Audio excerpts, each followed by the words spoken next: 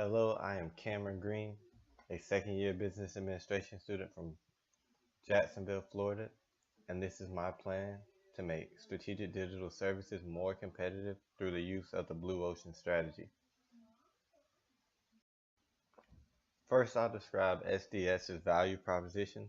SDS adds value to other companies by first financing firms that are early technology startups and also providing business mentorship to companies that may lack common business knowledge. SDS also does a website setup and a social media setup as well. Some of the competitive factors SDS already has include its mentorship program, its accessibility to entrepreneurs in the Southeast, and its use of advanced technology such as data modeling. Some of the innovative factors I have developed to make the firm more competitive include outreach, which is reaching out to entrepreneurs who may not have the same opportunities to receive capital, such as African Americans; community, which is letting companies in one's portfolio work together; and sensitivity, which involves hiring employees that are sensitive to racial bias.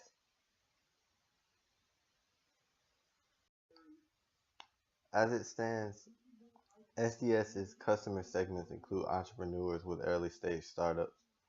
By implementing the innovative strategy of outreach, SDS will be able to expand its customer segment to include African American entrepreneurs who may have had trouble finding venture capital elsewhere. Some channels that SDS already makes use of are Twitter and Facebook.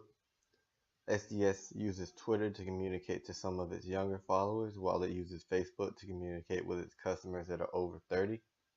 Because SDS has expanded its customer segments through the use of outreach programs, it can also expand the channels it uses to communicate to those customers.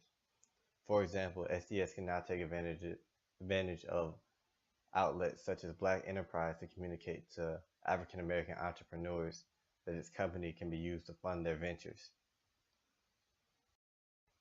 Currently, SDS's customer relationships can be described as both personal and honest.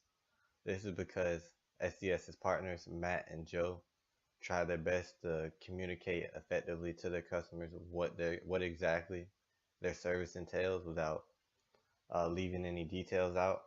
They also do this very personally. Matt and Joe are very effective with working hands-on with their customers. Customer relationships can be improved by training employees to be sensitive to racial bias. This is because customer relationships will become more empathetic when staff members are able to understand any type of racial bias that their customer has experienced. SDS's primary revenue stream comes from selling stock of companies that it's invested in. By implementing some of the innovations from our Blue Ocean strategy, we can increase the revenues that SDS produces. For example, by implementing the innovation of community, companies in SDS's portfolio will be able to work together and thus become more valuable, just as companies that receive mentorship become more valuable. And the more valuable the company, the higher the revenue generated from the sale of stock. SDS's primary key activity is investing in startups. After implementing the new innovations, SDS will have to actively seeking out companies to their key activities.